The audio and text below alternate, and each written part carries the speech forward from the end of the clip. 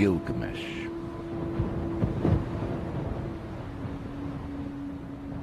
He had seen everything, had experienced all emotions, from exaltation to despair, had been granted a vision into the great mystery, the secret places, the primeval days before the flood. He had journeyed to the edge of the world and made his way back, exhausted but whole. He had carved his trials on stone tablets, had restored the holy Eanna temple and the massive wall of Uruk, which no city on earth can equal. See how its ramparts gleam like copper in the sun. Climb the stone staircase, more ancient than the mind can imagine. Approach the Eanna temple, sacred to Ishtar. A temple that no king has equaled in size or beauty. Walk on the wall of Uruk. Follow its course around the city. Inspect its mighty foundations. Examine its brickwork, how masterfully it is built. Observe the land it encloses. The palm trees, the gardens, the orchards, the glorious palaces and temples, the shops and marketplaces, the houses, the public squares. Find the cornerstone, and under it the copper box that is marked with his name. Unlock it. Open the lid. Take out the tablet of lapis lazuli. Read how Gilgamesh suffered all, and accomplished all.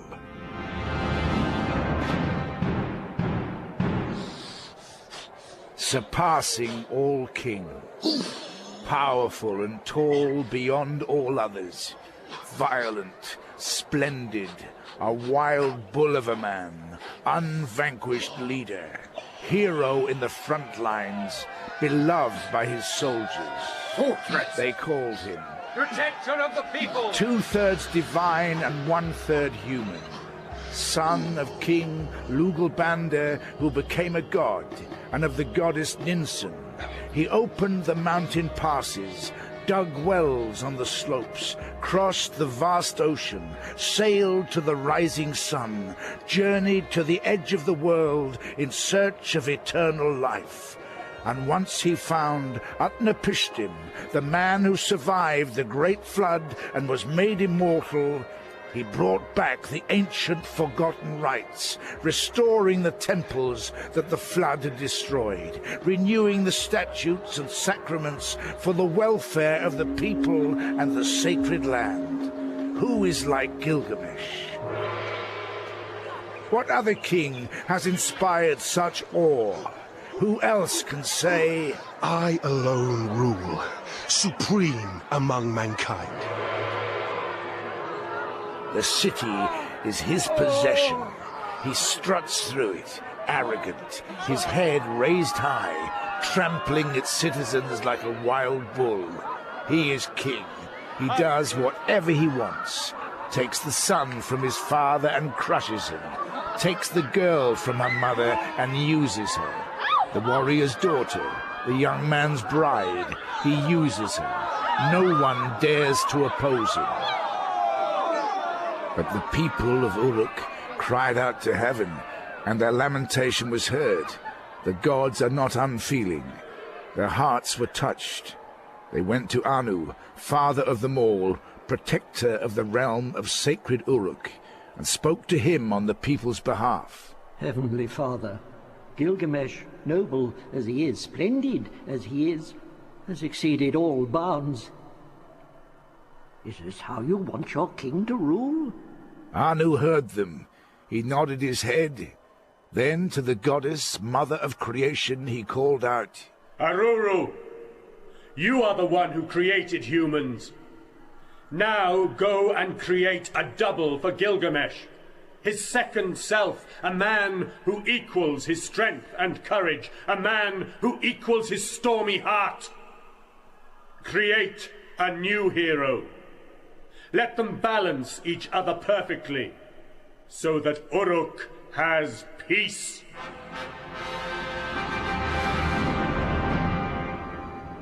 When Aruru heard this, she closed her eyes, and what Anu had commanded she formed in her mind. She moistened her hands, she pinched off some clay, she threw it into the wilderness, kneaded it, shaped it to her idea, and fashioned a man, a warrior, a hero. Enkidu the brave, as powerful and fierce as the war god Ninurta. Hair covered his body, hair grew thick on his head and hung down to his waist like a woman's hair. He roamed all over the wilderness, naked, far from the cities of men, ate grass with gazelles, and when he was thirsty, he drank clear water from the waterholes, kneeling beside the antelope and deer. One day, a human, a trapper, saw him drinking with the animals at a waterhole. The trapper's heart pounded, his face went white, his legs shook, he was numb with terror. He went to his father. Father, I have seen a savage man at the waterhole. He must be the strongest man in the world, with muscles like rock. Son, in Uruk there lives a man named Gilgamesh. He is king of that city, and the strongest man in the world, they say, with muscles like rock. Go now to Uruk, go to Gilgamesh, tell him what happened, then follow his advice. He will know what to do. The trapper made the journey. He stood before Gilgamesh in the center of Uruk. He told him about the savage man. The king said, "Go to the temple of Ishtar. Ask them there for a woman named Shamhat, one of the priestesses who give their bodies to any man in honor of the goddess. Take her into the wilderness.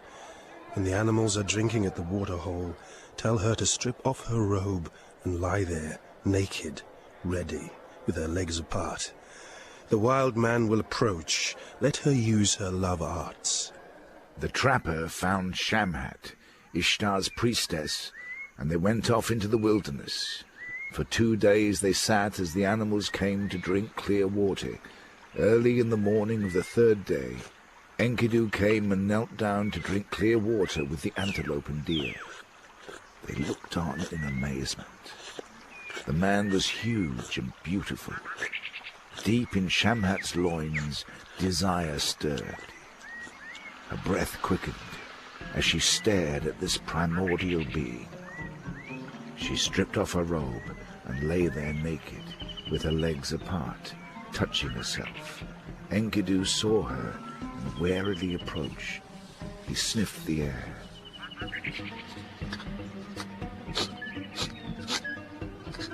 He gazed at her body. He drew close. Shamhat touched him on the thigh, touched his penis, and put him inside her.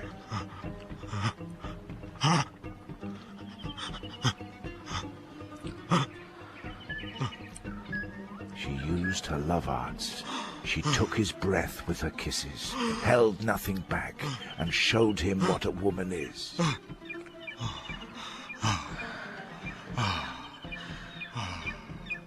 For 7 days he stayed erect and made love with her until he had had enough. At last he stood up and walked towards the waterhole to rejoin his animals. But the gazelles saw him and scattered. The antelope and deer bounded away. He turned back to Shamhat, and as he walked, he knew that his mind had somehow grown larger. He knew things now that an animal can't know. Enkidu sat down at Shamhat's feet. He looked at her, and he understood all the words she was speaking to him. Now, Enkidu, you know what it is to be with a woman, to unite with her. You are beautiful. You are like a god. Why should you roam the wilderness and live like an animal? Let me take you to the great walled Uruk, to the temple of Ishtar, to the palace of Gilgamesh, the mighty king. I will go, Shamhat. Take me with you to Great Walled Uruk. to the temple of Ishtar, to the palace of Gilgamesh, the mighty king. I will challenge him. I will shout to his face, I am the mightiest. I am the man who can make the world tremble. I am supreme. Come, let us go to Uruk. I will lead you to Gilgamesh, the mighty king. She gave Enkidu one of her robes, and he put it on. Taking his hand, she led him like a child to some shepherds' huts. The shepherds crowded around him. What an enormous man, they whispered. How much like Gilgamesh he is, tall and strong, with muscles like rock. When the shepherds lay down, Enkidu went out with sword and spear. He chased off lions and wolves all night. He guarded the flocks. He stayed awake and guarded them while the shepherds slept. One day, while he was making love, he looked up and saw a young man pass by. Shamhat, he said, bring that man here. I want to talk to him. Where is he going? Shamhat called out, then went to the man and said, Where are you going in such a rush? I'm on my way to a wedding banquet. I've piled the table with exquisite food for the ceremony. The priest will bless the young couple, the guests will rejoice, the bridegroom will step aside, and the virgin will wait in the marriage bed for Gilgamesh, king of great walled Uruk. As he listened, Enkidu's face went pale with anger. I will go to Uruk now, to the palace of Gilgamesh, the mighty king. I will challenge him. I will shout to his face, I am the mightiest. I am the man who can make the world tremble. I am supreme. Together, they went to Great Walled Uruk. The wedding ritual had taken place. The musicians were playing their drums and lyres. The guests were eating, singing, and laughing. The bride was ready for Gilgamesh. As though for a god, she was waiting in her bed to open to him, in honor of Ishtar, to forget her husband and open to the king. When Gilgamesh reached the marriage house, Enkidu was there. He stood like a boulder, blocking the door. Gilgamesh, raging, stepped up and seized him. Huge arms gripped huge arms. Foreheads crashed like wild bulls. The two men staggered. They pitched against houses. The doorpost trembled. The outer wall shook. They careened through the streets. They grappled each other, limbs intertwined, each huge body straining to break free from the other's embrace. Finally, Gilgamesh threw the wild man and with his right knee pinned him to the ground. His anger left him. He turned away. The contest was over. Enkidu said, Gilgamesh, you are unique among humans. Your mother, the goddess Ninsun, made you stronger and braver than any mortal. And rightly has Enlil granted you the kingship, since you are destined to rule over men. They embraced and kissed. They held hands like brothers. They walked side by side. They became true friends.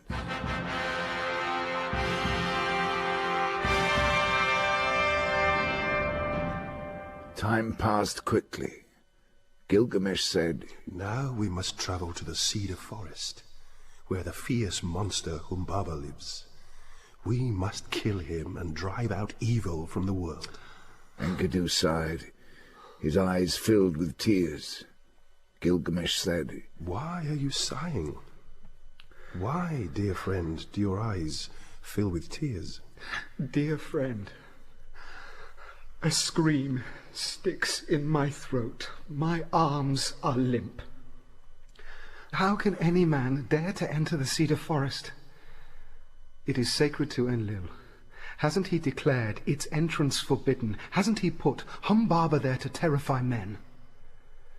We must not go on this journey. We must not fight this creature. His breath spews fire, his voice booms like thunder, his jaws are death. Humbaba is the forest's guardian. Enlil put him there to terrify men. Whoever enters will be struck down by fear. Why, dear friend, do you speak like a coward? What you just said is unworthy of you. It grieves my heart. We are not gods. We cannot ascend to heaven. No. We are mortal men. Only the gods live forever. Our days are few in number, and whatever we achieve is a puff of wind. Why be afraid then, since sooner or later death must come? Where is the courage you have always had? If I die in the forest on this great adventure, won't you be ashamed when people say, Gilgamesh met a hero's death, battling the monster Humbaba? And where was Enkidu? He was safe at home. You were raised in the mountains. With your own hands you have killed marauding lions and wolves. You are brave. Your heart has been tested in combat. But whether you come along or not, I will cut down the tree. I will kill Humbaba.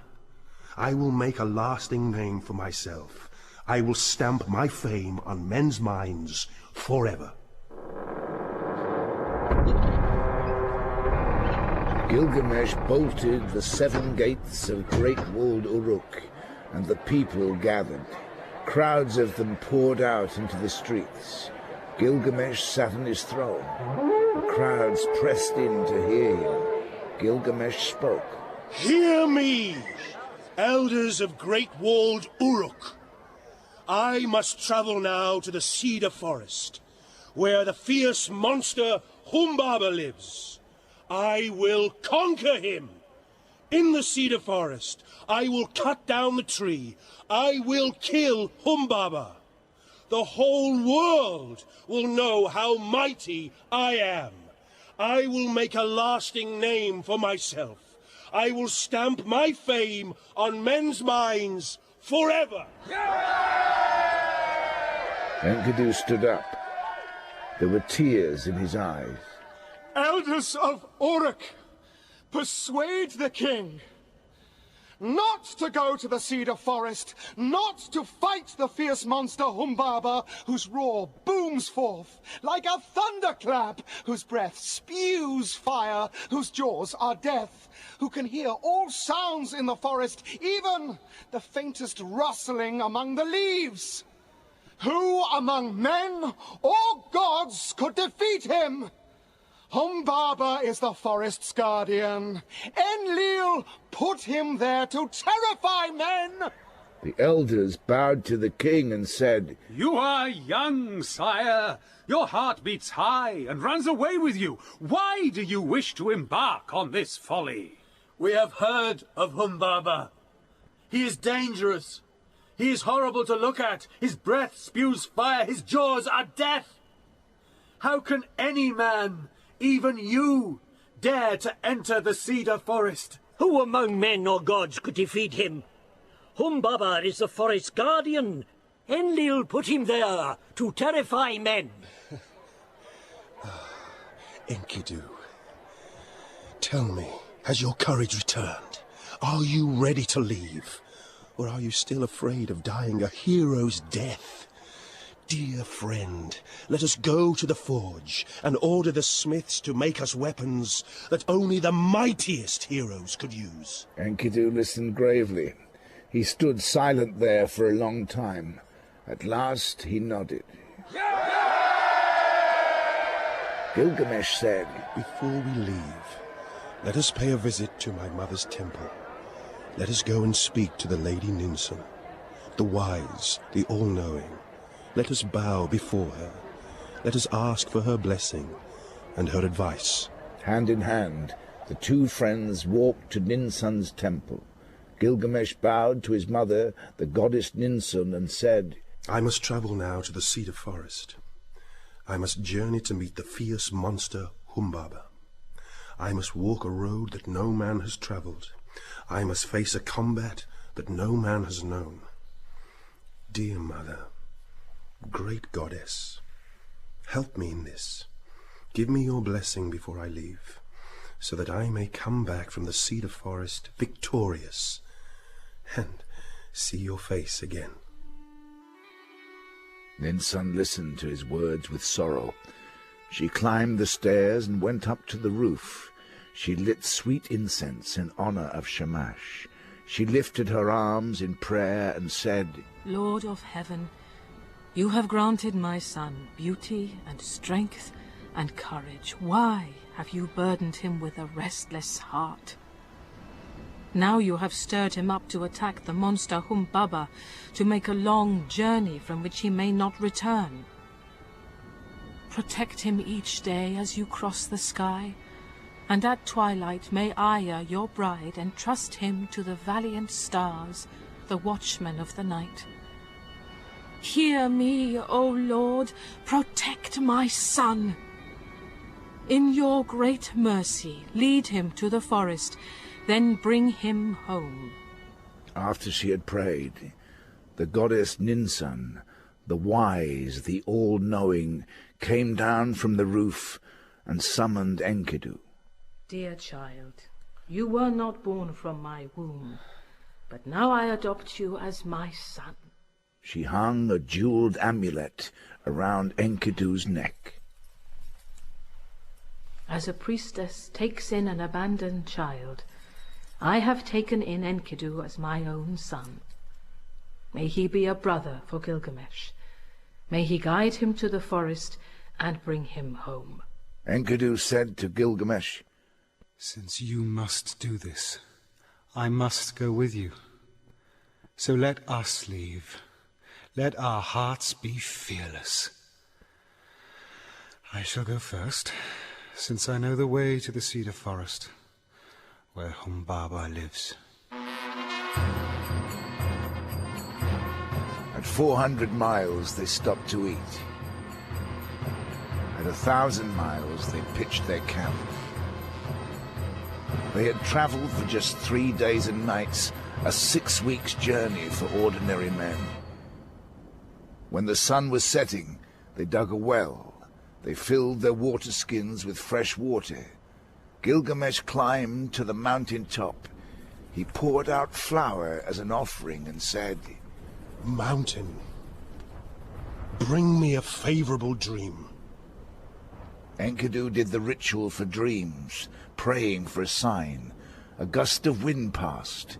He built a shelter for the night, placed Gilgamesh on the floor and spread a magic circle of flour around him, then sprawled like a net across the doorway. Gilgamesh sat there with his chin on his knees, and sleep overcame him, as it does all men. At midnight he awoke. What happened? Did you touch me? Did a god pass by?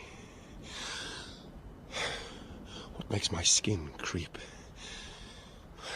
Why am I cold? Enkidu, dear friend, I have had a dream, a horrible dream. We were walking in a gorge, and when I looked up, a huge mountain loomed, so huge that we were as small as flies. Then the mountain fell down on top of us. Dear friend, tell me, what does this mean? Don't worry, my friend. The dream you had is a favorable one. The mountain stands for Humbaba. He will fall just like that mountain. Lord Shamash will grant us victory. We will kill the monster and leave his corpse on the battlefield. Gilgamesh, happy with his good dream, smiled, and his face lit up with pleasure. At 400 miles they stopped to eat. At 1,000 miles they pitched their camp. They had travelled for just 3 days and nights, a 6 weeks' journey for ordinary men. When the sun was setting, they dug a well. They filled their water skins with fresh water. Gilgamesh climbed to the mountain top. He poured out flour as an offering and said, Mountain, bring me a favorable dream. At midnight, he awoke. What happened? Did you touch me? Did a god pass by? What makes my skin creep? Why am I cold? Enkidu, dear friend, I have had a dream more horrible than the first. The heavens roared and the earth heaved, then darkness, silence. Lightning flashed, igniting the trees. By the time the flames died out, the ground was covered with ash. Dear friend, tell me, what does this mean? Don't worry, my friend. The dream you had is a favorable one. The fiery heavens stand for Humbaba, who tried to kill you with lightning and flames. But in spite of the fire, he could not harm you. We will kill Humbaba. Success is ours. However he attacks us, we will prevail. Gilgamesh, happy with his good dream, smiled, and his face lit up with pleasure. At 400 miles, they stopped to eat. At 1,000 miles, they pitched their camp. Gilgamesh climbed to the mountain top. He poured out flour as an offering and said, Mountain, bring me a favorable dream. At midnight, he awoke. What happened? Did you touch me? Did a god pass by? What makes my skin creep?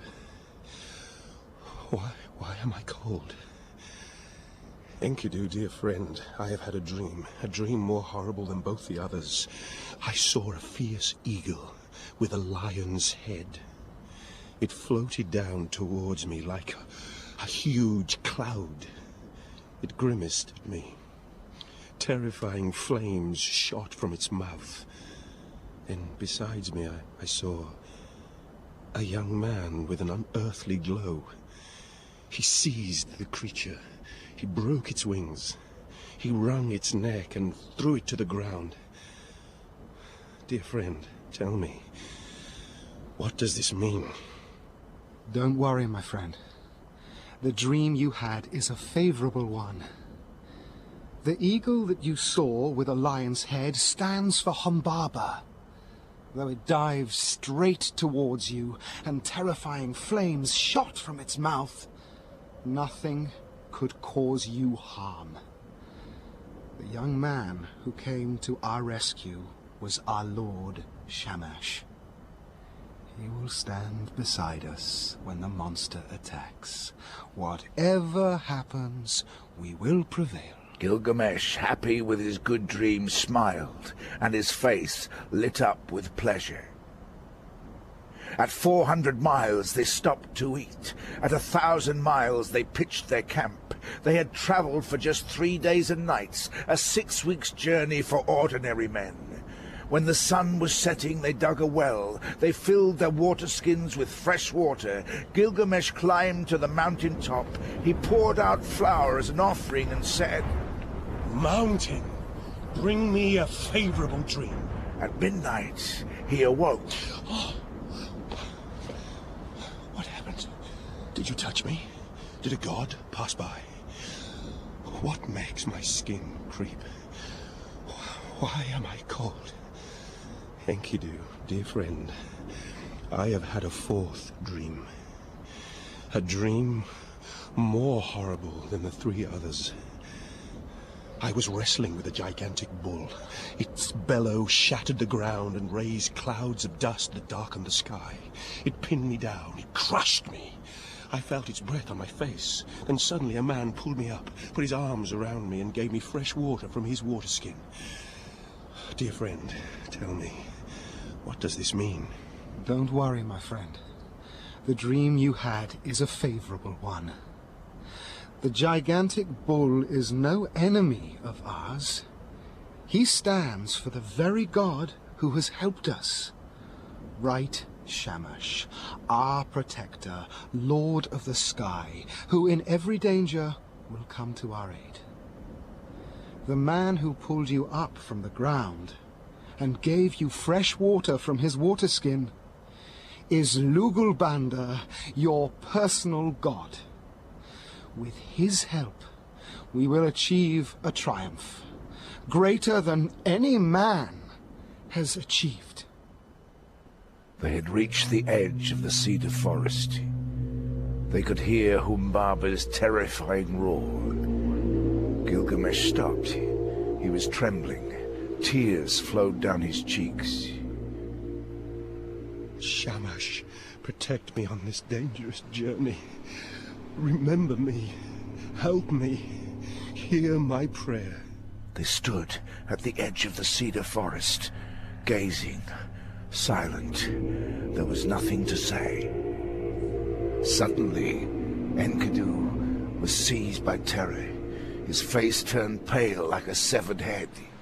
He said to Gilgamesh, Dear friend, I cannot continue. I am frightened. I cannot go on. You go into the dreadful forest. You kill Humbaba and win the fame.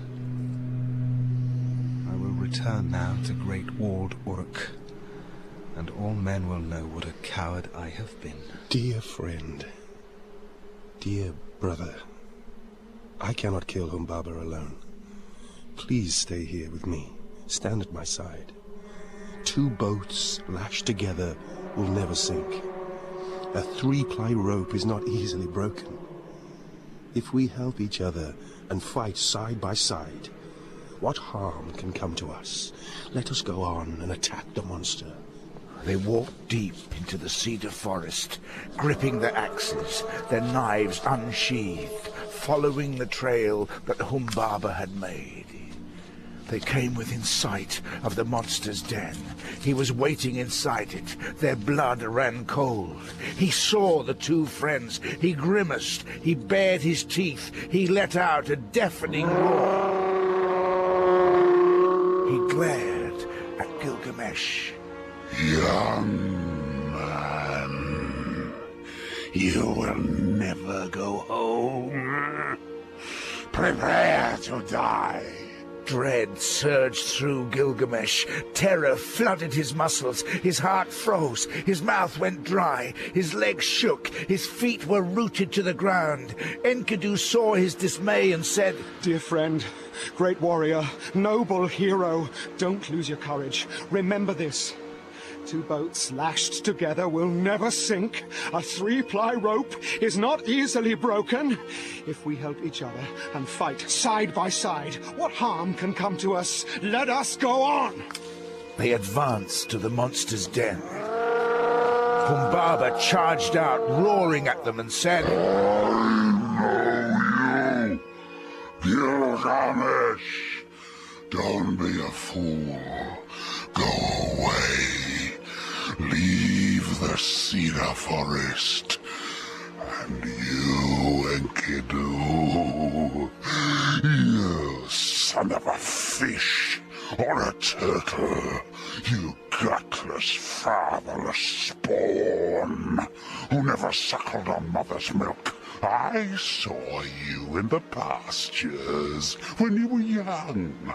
I saw you graze with the wandering herds, but I didn't kill you. You were too scrawny, and you wouldn't have made a decent meal. And now, you dare to lead Gilgamesh here? You both stand before me looking like a pair of frightened girls. I will slit your throats. I will cut off your heads. I will feed your stinking guts to the shrieking vultures and crows. Gilgamesh backed away. He said, How dreadful Humbaba's face has become. It is changing to 1,000 nightmare faces, more horrible than I can bear. Why, dear friend, do you speak like a coward? What you just said is unworthy of you. It grieves my heart. You must not hesitate or retreat. Two intimate friends cannot be defeated. Be courageous. Remember how strong you are. I will stand by you. Now let us attack. Gilgamesh felt his courage return. They charged at Humbaba like two wild bulls. The monster let out a deafening cry. His roar boomed forth like a blast of thunder. He stamped, and the ground burst open. His steps split the mountains of Lebanon. Clouds turned black. A sulphurous fog descended on them and made their eyes ache. Then Shamash threw strong winds at Humbaba. The south wind, the north wind, the east and the west. Storm wind, gale wind, hurricane, tornado. To pin him down and paralyze his steps. He could not move forwards, could not retreat. Yeah! Gilgamesh saw it. He leaped upon him. He held a knife to Humbaba's throat. Humbaba said, Gilgamesh, have mercy. Let me live here in the cedar forest. If you spare my life, I will be your slave. I will give you as many cedars as you wish. You are king of Uruk by the grace of Shamash. Honor him with a cedar temple and a glorious cedar palace for yourself. All this is yours if only you spare me. Dear friend, quickly, before another moment goes by, kill Humbaba.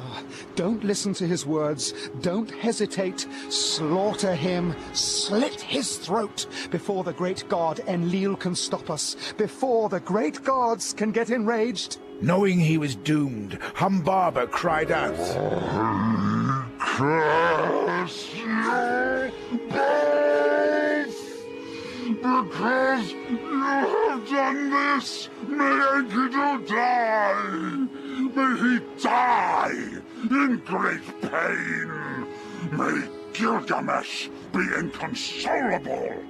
May his merciless heart be crushed with grief! Gilgamesh dropped his axe, appalled. Courage, dear friend. Close your ears to Humbaba's curses. Don't listen to a word. Slaughter him! No! Gilgamesh, hearing his beloved friend, came to himself. He yelled. He lifted his massive axe. He swung it. It tore into Humbaba's neck. The blood shot out. Again the axe bit flesh and bone. The monster staggered. His eyes rolled, and at the axe's third stroke, he toppled like a cedar and crashed to the ground. At his death roar, the mountains of Lebanon shook. The valleys ran with his blood. For 10 miles, the forest resounded. Then the two friends sliced him open, pulled out his intestines, cut off his head with its knife-sharp teeth and horrible bloodshot staring eyes. A gentle rain fell onto the mountains. Enkidu said, By your great strength, you have killed Humbaba, the forest's watchman. What could bring you dishonor now?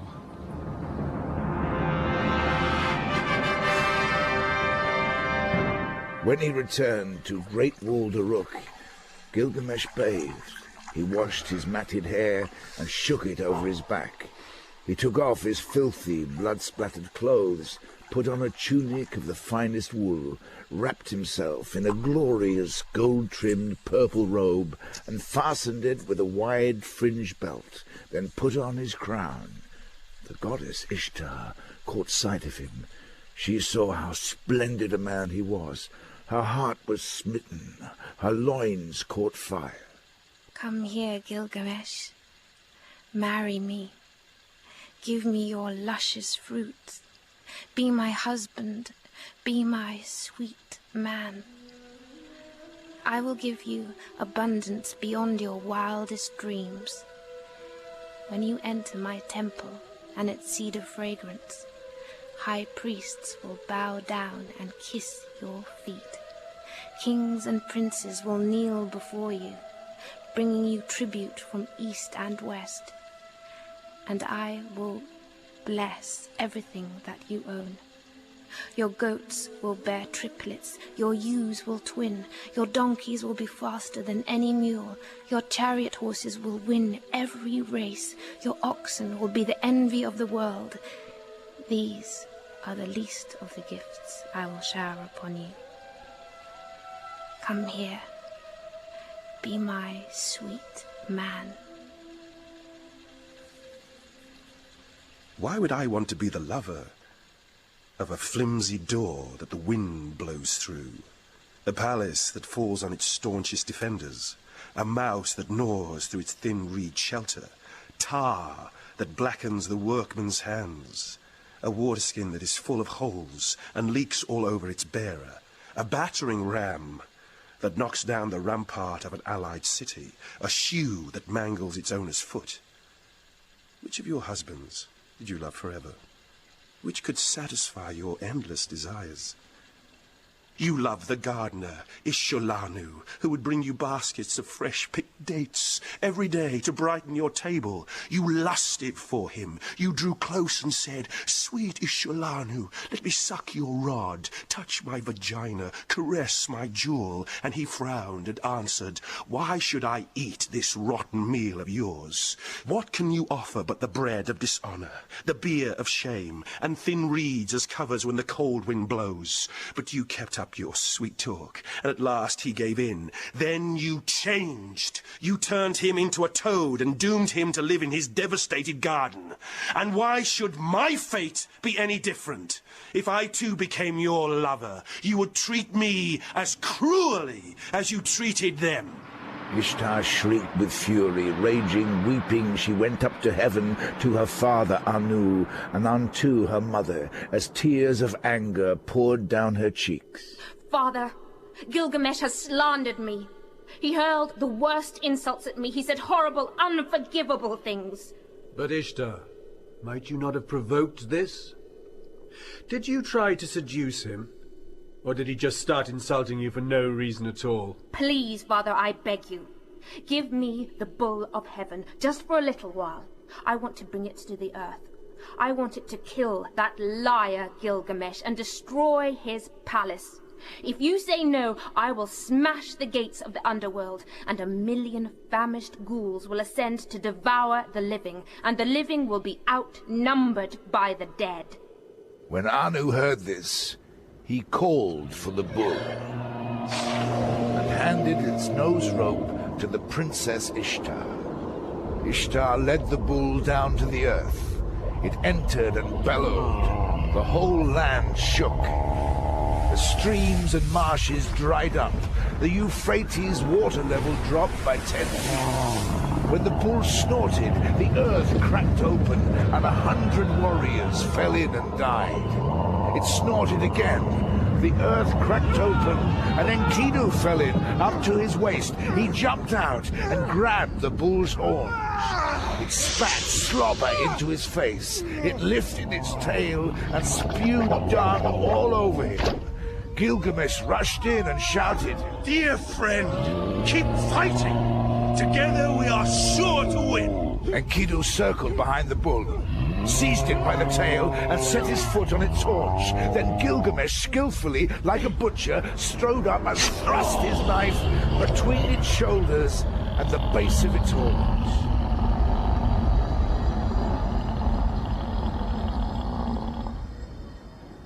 After they'd killed the bull of heaven, they ripped out its heart, and they offered it to Shamash. Then they both bowed before him and sat down like brothers, side by side. The two friends washed themselves in the river and returned to the palace hand in hand. They rode in a chariot through the main streets. The people shouted and cheered as they passed. "Tell me, who is the handsomest of men? Tell me, Who is the bravest of heroes? Gilgamesh! He is the handsomest of men.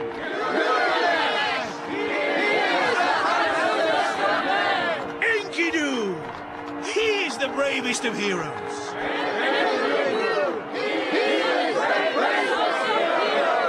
We are the victors who, in our fury, flung the bull's thigh in Ishtar's face. And now, in the streets, she has no one to avenge her. Later, when the warriors were stretched out asleep, Enkidu had a terrifying dream. Dear friend, why the great gods assembled.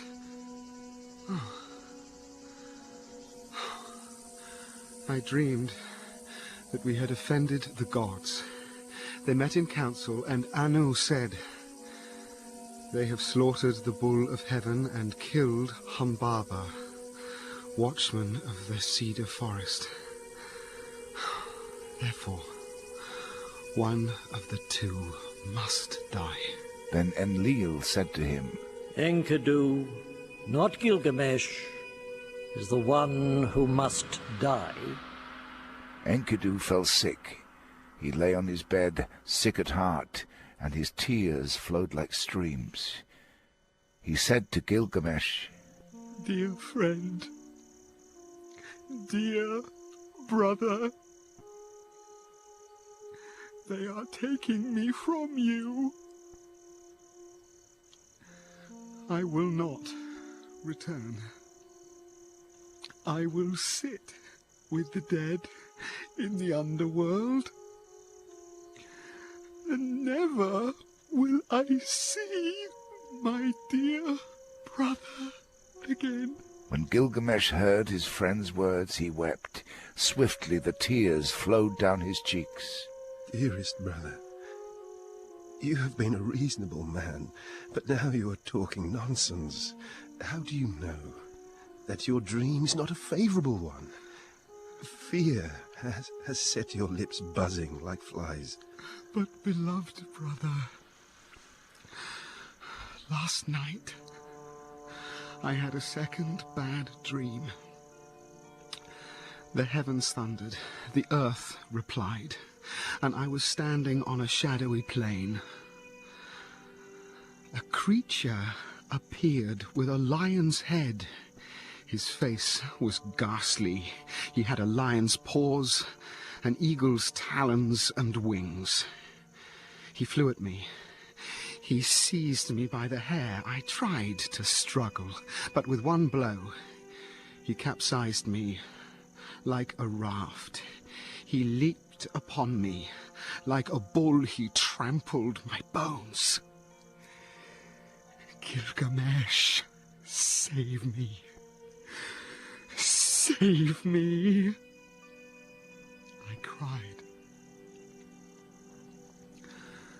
But you didn't save me. You were afraid. And you didn't come. The creature touched me, and suddenly feathers covered my arms.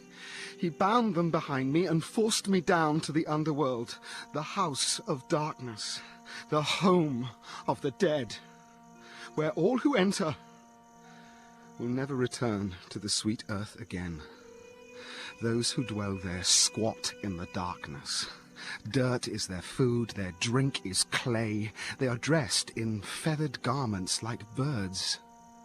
They never see light, and on door and bolt the dust lies thick. When I entered that house, I looked, and around me were piles of crowns. I saw proud kings who had ruled the land, who had set out roast meat before the gods and offered cool water and cakes for the dead. I saw high priests and acolytes squatting, exorcists and prophets, the ecstatic and the dull. I saw Etana, the primeval king, Sumukwan, the wild animals' god, and Ereshkigal, the sombre queen of the underworld.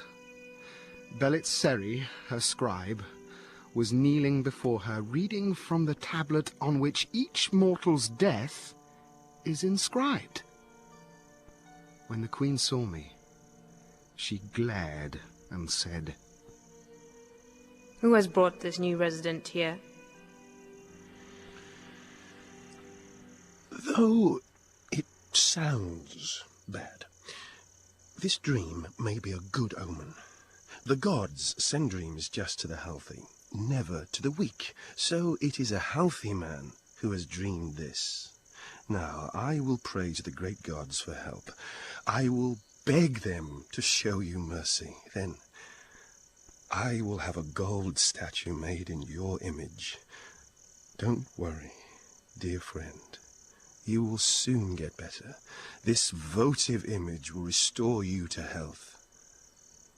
There is no gold statue that can cure this illness.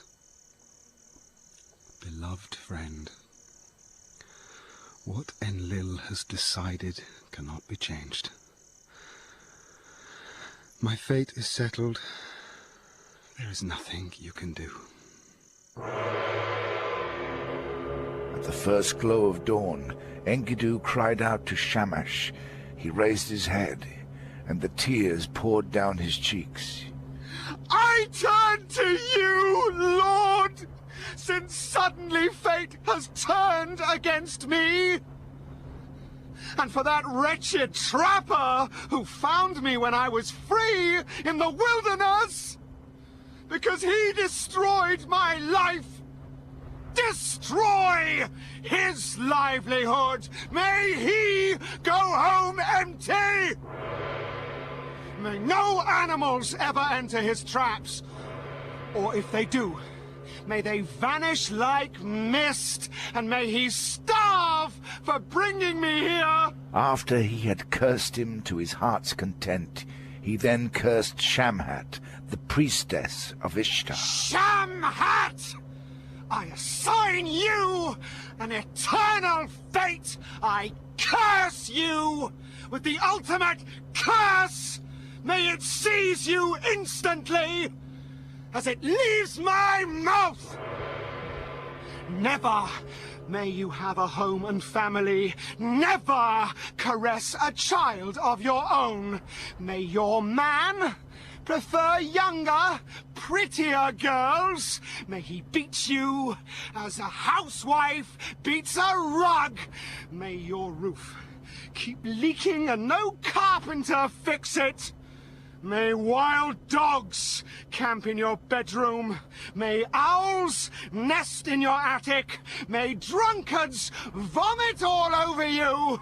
May a tavern wall be the place of your business. May you be dressed in torn robes and filthy underwear. May angry wives sue you. May thorns and briars make your feet bloody. May young men jeer and the rabble mock you as you walk in the streets. Shamhat! May all this be your reward for seducing me in the wilderness when I was strong and innocent and free! Bright Shamash, the protector, heard his prayer. Then from heaven the voice of the god called out, Enkidu, why are you cursing the priestess Shamhat? Wasn't it she who gave you fine bread fit for a god and fine beer fit for a king? Who clothed you in a glorious robe and gave you splendid Gilgamesh as your intimate friend? He will lay you down on a bed of honor. He will put you on a royal bier. On his left, he will place your statue in the seat of repose. The princes of the earth will kiss its feet. The people of Uruk will mourn you. And when you are gone, he will roam the wilderness with matted hair in a lion's skin. When Enkidu heard this, his raging heart grew calm.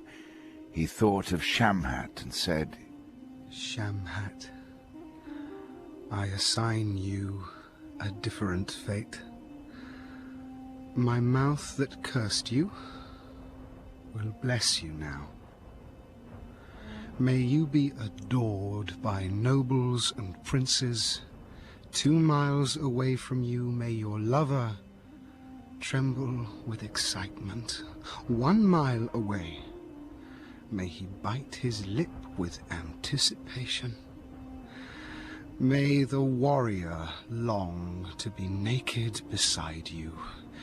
May Ishtar give you generous lovers whose treasure chests brim with jewels and gold. May the mother of 7 be abandoned for your sake. Then Enkidu said to Gilgamesh, You who have walked beside me steadfast through so many dangers, remember me. Never forget what I have endured. The day that Enkidu had his dreams, his strength began failing. For 12 long days he was deathly sick. He lay in his bed in agony, unable to rest, and every day he grew worse. At last he sat up and called out to Gilgamesh. Have you abandoned me now, dear friend? You told me that you would come to help me when I was afraid.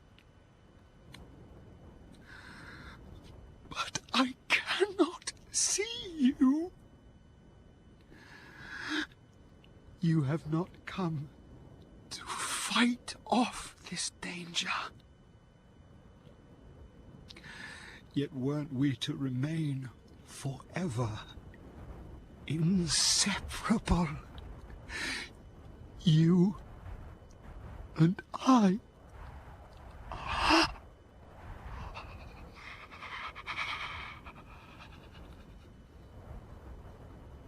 When he heard the death rattle, Gilgamesh moaned like a dove.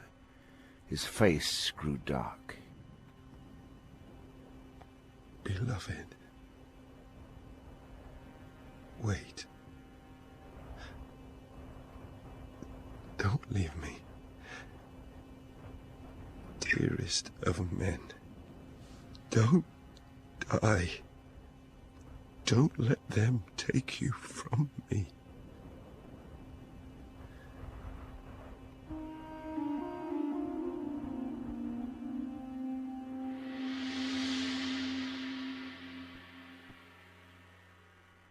All through the long night, Gilgamesh wept for his dead friend. At the first glow of dawn, he cried out, Enkidu! Dearest brother! You came to Uruk from the wilderness.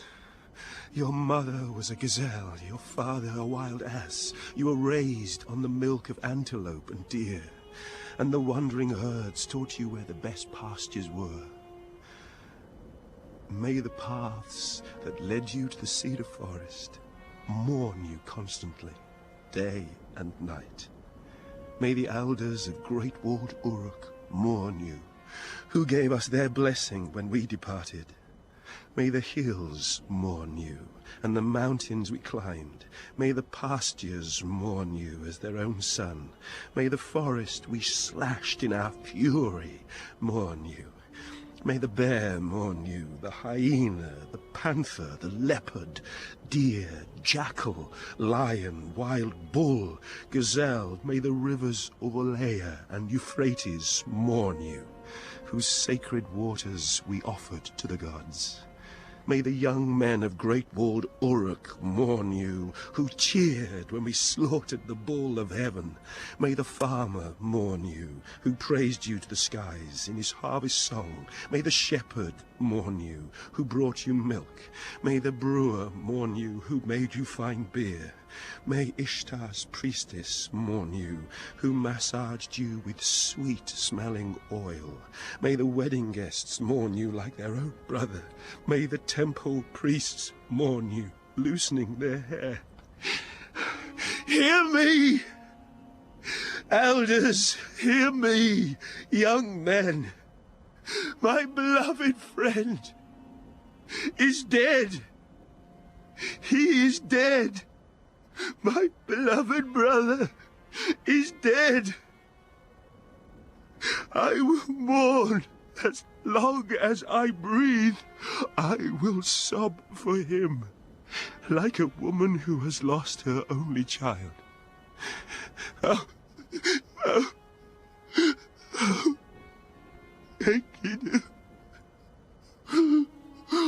What is this sleep that has seized you, that has darkened your face and stopped your breath?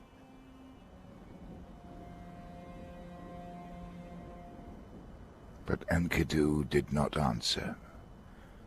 Gilgamesh touched his heart, but it did not beat. Then he veiled Enkidu's face like a bride's.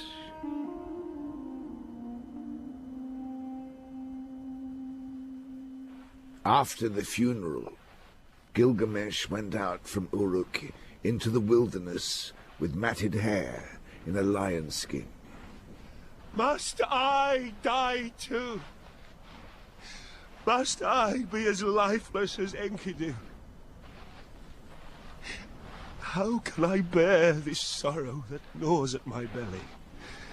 This fear of death that restlessly drives me onwards? If only I could find the one man whom the gods made immortal, I would ask him how to overcome death. So Gilgamesh roamed, his heart full of anguish, wandering always eastwards in search of Utnapishtim, whom the gods made immortal. Finally he arrived at the two high mountains called the Twin Peaks. Their summits touch the vault of heaven, their bases reach down to the underworld. They keep watch over the sun's departure and its return.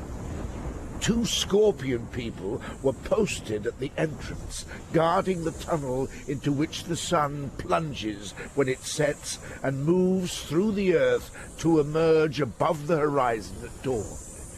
The sight of these two inspired such terror that it could kill an ordinary man. The scorpion man called out to his wife. This one who approaches, he must be a god. The scorpion woman called back to him. He is 2/3 divine, and 1/3 human. What is your name?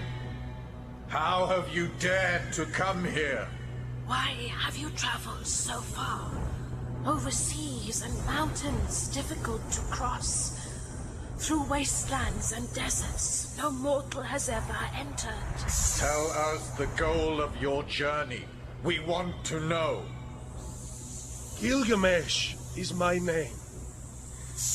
I am the king of Great Walled Uruk, and have come here to find my ancestor, Utnapishtim, who joined the assembly of the gods and was granted eternal life. He is my last hope. I want to ask him how he managed to overcome death. No one is able to cross the Twin Peaks, nor has anyone ever entered the tunnel into which the sun plunges when it sets and moves through the earth. Inside the tunnel there is total darkness. Deep is the darkness, with no light at all. This brave man, driven by despair, his body frost-chilled, exhausted and burnt by the desert sun. Show him the way to Utnapishtim. Ever downwards, through the deep darkness the tunnel leads. All will be pitch black before and behind you. All will be pitch black to either side. You must run through the tunnel faster than the wind. You have just 12 hours. If you don't emerge from the tunnel before the sun sets and enters, you will find no refuge from its deadly fire.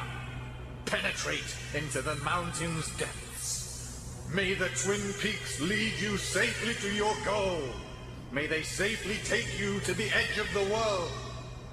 The gate to the tunnel lies here before you. Go now in peace, and return in peace. As the sun was rising, Gilgamesh entered. He began to run. For 1 hour he ran. Deep was the darkness, with no light at all before and behind him and to either side. For a second and a third hour, Gilgamesh ran. Deep was the darkness, with no light at all before and behind him and to either side. For a fourth and a fifth hour, Gilgamesh ran. Deep was the darkness, with no light at all before and behind him and to either side. For a sixth and seventh hour, Gilgamesh ran. Deep was the darkness, with no light at all before and behind him and to either side. At the eighth hour, Gilgamesh cried out with fear. Deep was the darkness, with no light at all before and behind him and to either side. At the ninth hour, he felt a breeze on his face. Deep was the darkness, with no light at all before and behind him and to either side. For a 10th and 11th hour, Gilgamesh ran. Deep was the darkness, with no light at all before and behind him and to either side. At the 12th hour, he emerged from the tunnel into the light. The sun was hurtling towards the entrance. He had barely escaped. At the edge of the ocean, the tavern keeper, Shiduri, was sitting. Her face was veiled. Her golden pot stand and brewing vat stood at her side. As Gilgamesh came towards her, worn out, his heart full of anguish, she thought, "This desperate man must be a murderer. Why else is he heading straight towards me?" She rushed into her tavern, locked the door, then climbed to the roof. Gilgamesh heard the noise. He looked up and saw her standing there, staring at him. "Tell me your name now. Where are you going?" Gilgamesh is my name. I am the king of Great Walled Uruk. I am the man who killed Humbaba in the cedar forest. I am the man who triumphed over the bull of heaven. Why are your cheeks so hollow, and your features so ravaged?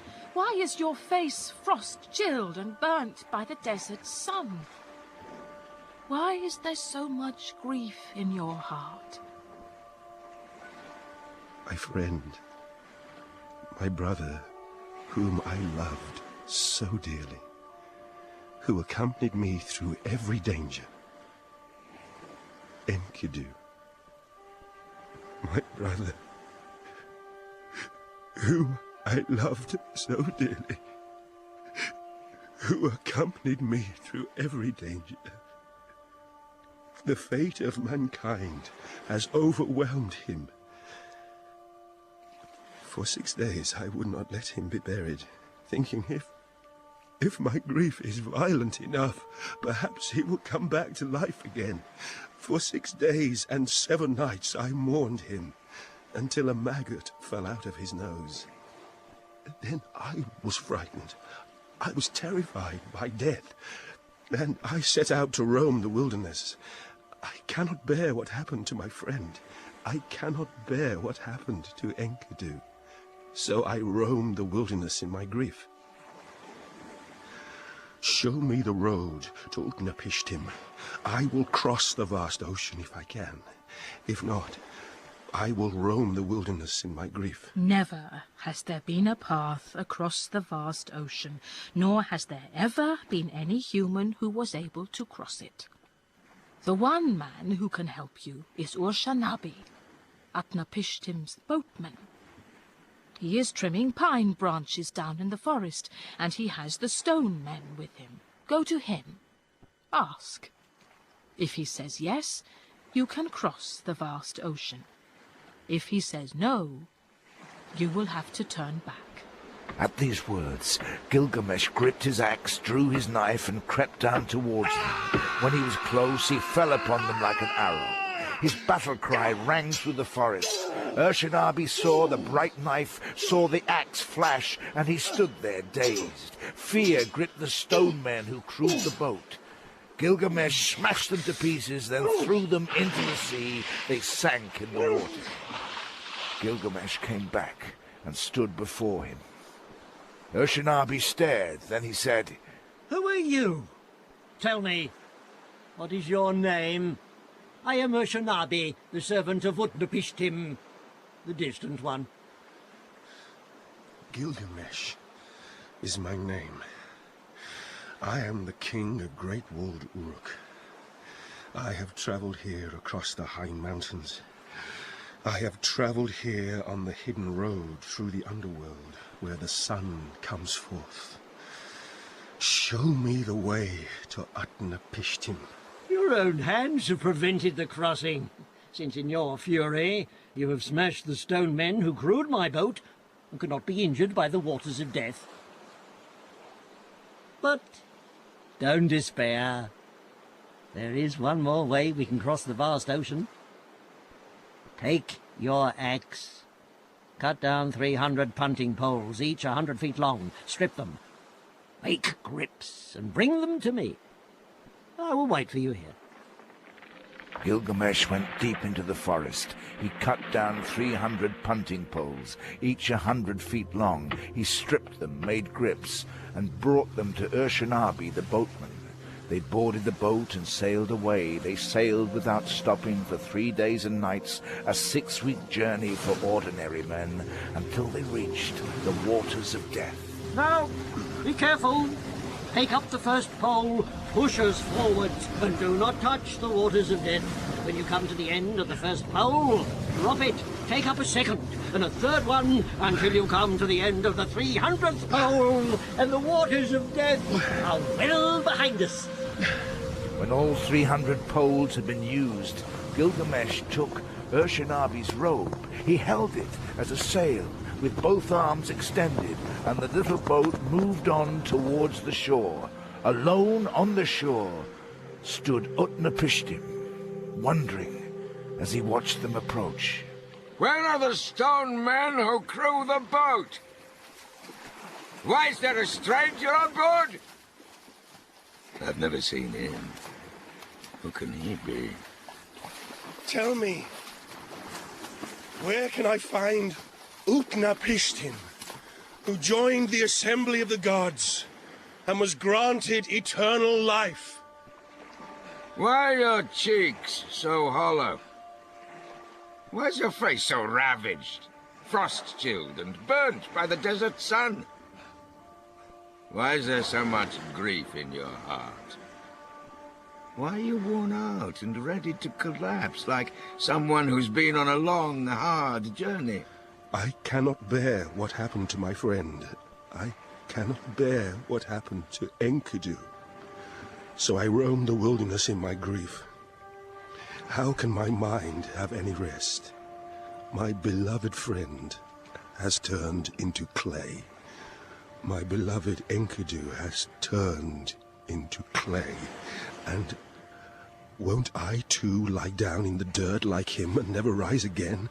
That is why I must find Utnapishtim, whom men call the Distant One. I must ask him how he managed to overcome death. Gilgamesh, why prolong your grief?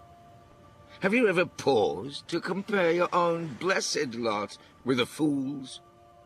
You were made from the flesh of both gods and humans. The gods have lavished you with their gifts, as though they were your fathers and mothers. From your birth, they assigned you a throne and told you, rule over men. You have worn yourself out through ceaseless striving. You have filled your muscles with pain and anguish. And what have you achieved but to bring yourself one day nearer to the end of your days? At night, the moon travels across the sky. The gods of heaven stay awake and watch us, unsleeping, undying. This is the way the world is established from ancient times. Yes, the gods took Enkidu's life. But man's life is short. At any moment it can be snapped like a reed in a reed bed.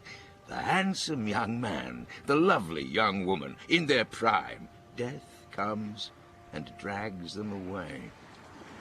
Though no one has seen death's face or heard death's voice, suddenly, savagely, death destroys us, all of us, old or young.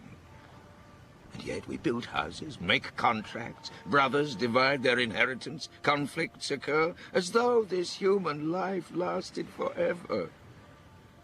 The river rises, flows over its banks, and carries us all away, like mayflies floating downstream. They stare at the sun, then all at once there is nothing. The sleeper and the dead, how alike they are. Yet the sleeper wakes up and opens his eyes, while no one returns from death.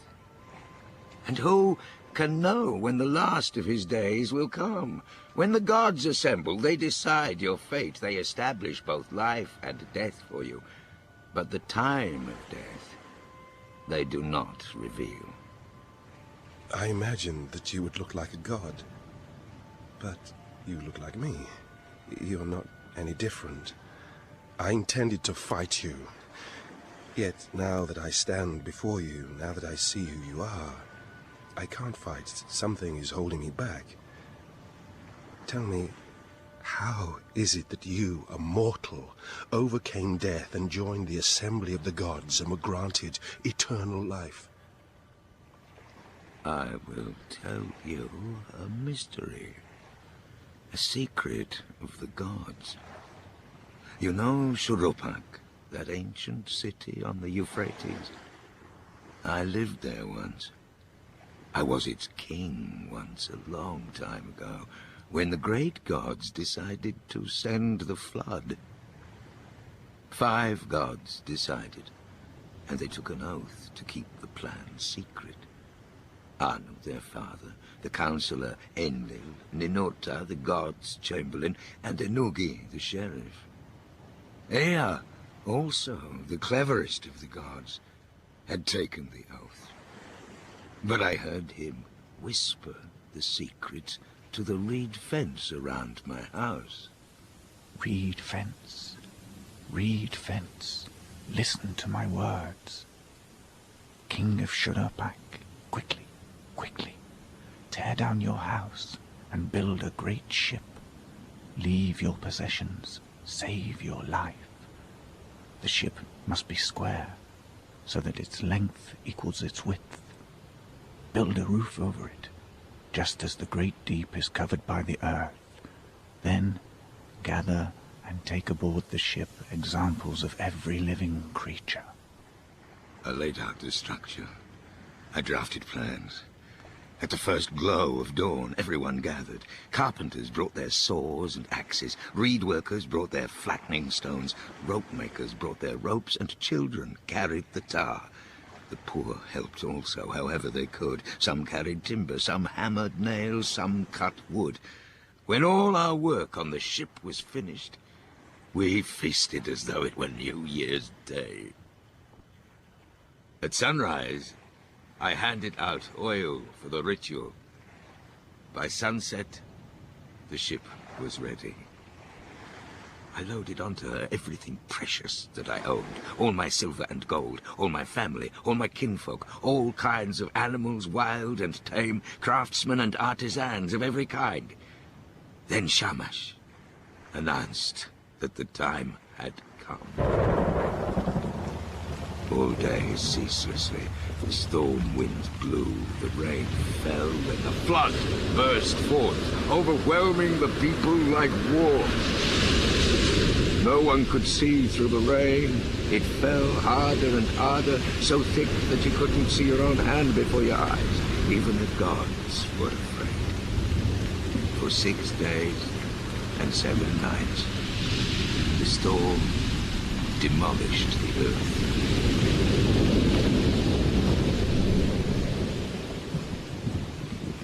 On the 7th day, the downpour stopped.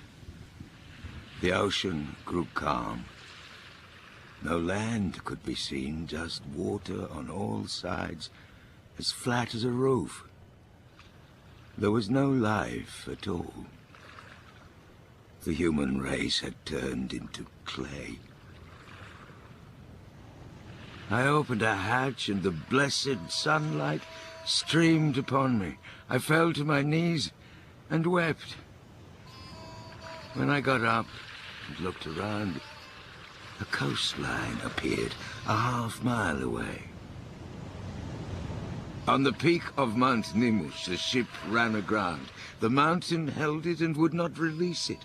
For 6 days and 7 nights, the mountain would not release it. On the 7th day, I brought out a dove and set it free. The dove flew off, then flew back to the ship because there was no place to land. I waited, then I brought out a swallow and set it free.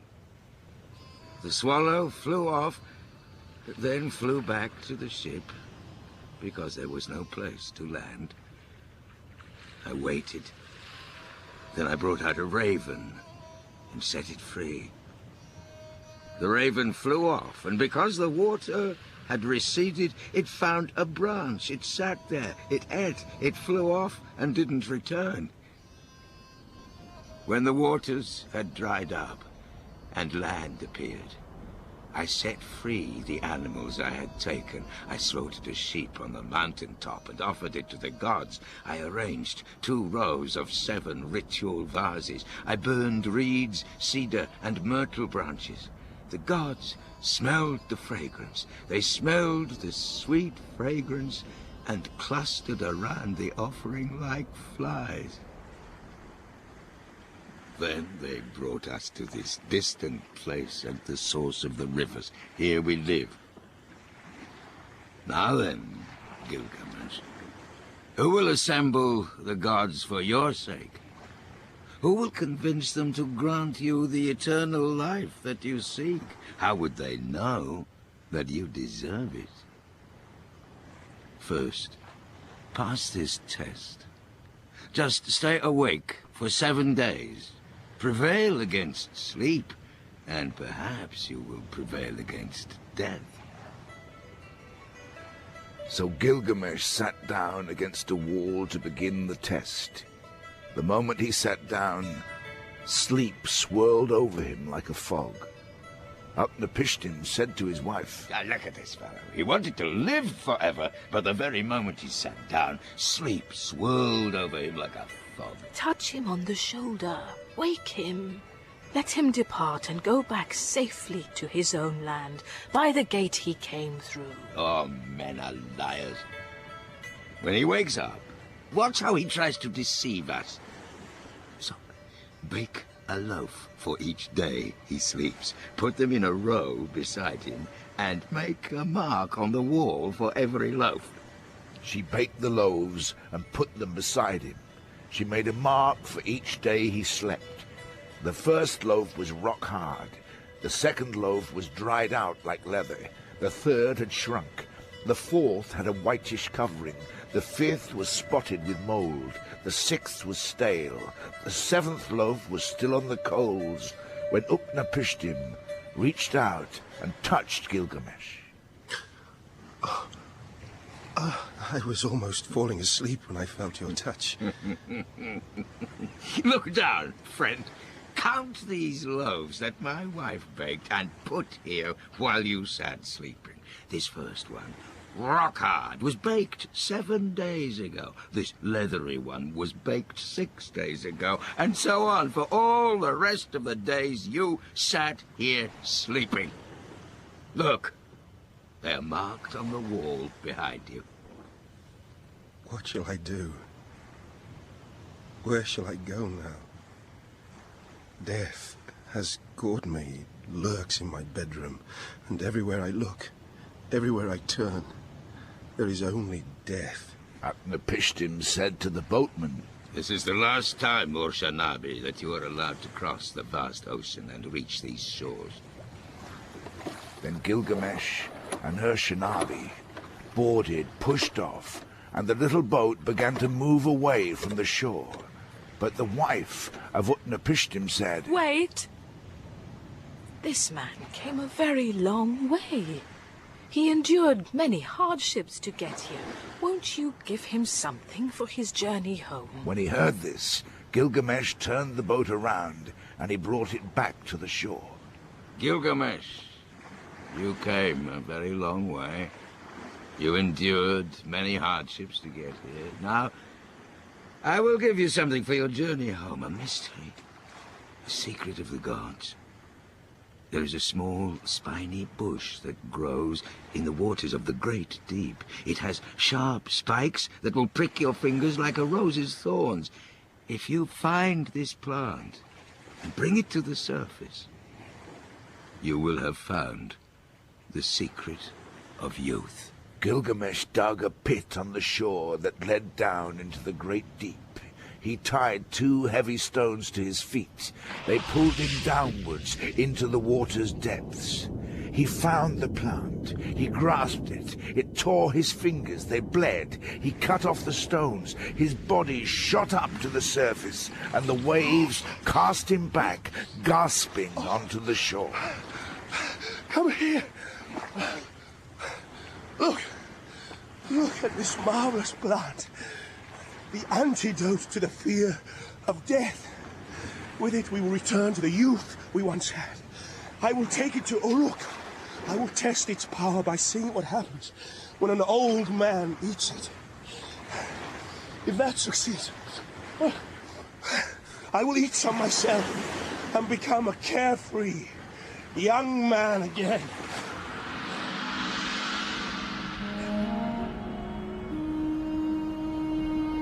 At 400 miles, they stopped to eat. At 1,000 miles, they pitched their camp.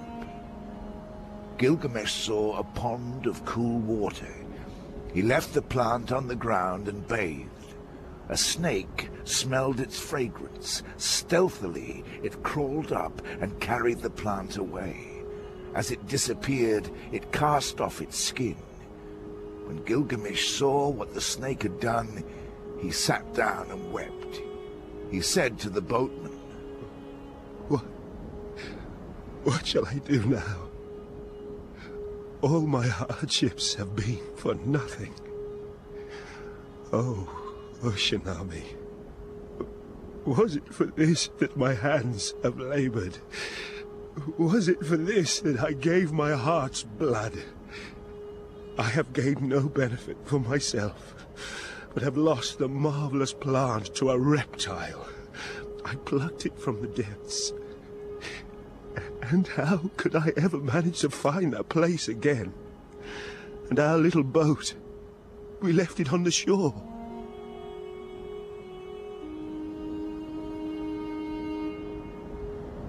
At 400 miles, they stopped to eat.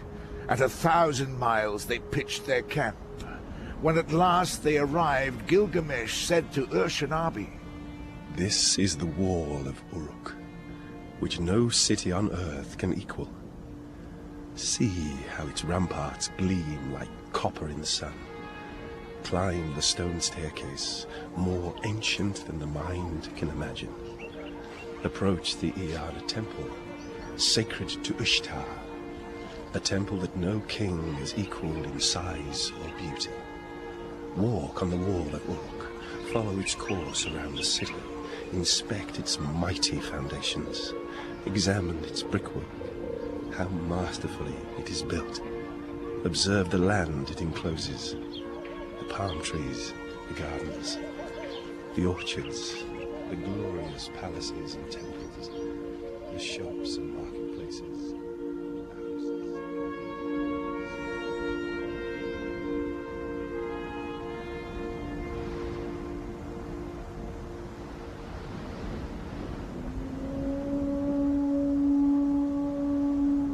Gilgamesh, from a version in English by Stephen Mitchell, was adapted for radio by Jeremy Howe. Gilgamesh was played by Joe Dixon, Enkidu, Adam Levy, Shamhat and Ishtar, Kananu, Kirimi, Lady Ninsun and Shiduri Eve Matheson. Utnapishtim, Bill Wallis, and the narrator was Kenneth Cranham. Other parts, gods, monsters and men, were played by David Collins, Chris Donnelly, Robert Gwilym and Paul Nicholson, and the rest of the cast. The music was by Paul Dodgson, and the play was directed in Bristol by Tim Dee.